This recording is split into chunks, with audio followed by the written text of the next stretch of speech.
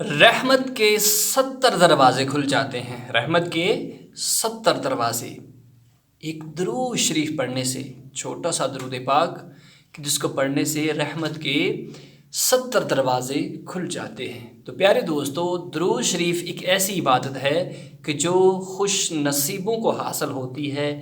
جو بھی میرے آقا پر درود پاک پڑھتا ہے وہ بڑا خوش نصیب ہے، اور جنہیں محبت نصیب ہوتی ہے، جنہیں نبی پاک صلی اللہ علیہ وسلم سے پکی سچی محبت نصیب ہوتی ہے، وہی میرے آقا پر درود شریف پڑھتے ہیں۔ تو پیارے دوستو، اس درود کو کثرت کے ساتھ پڑھا کریں، دن میں کم از کم 100 مرتبہ ضرور پڑھا کریں۔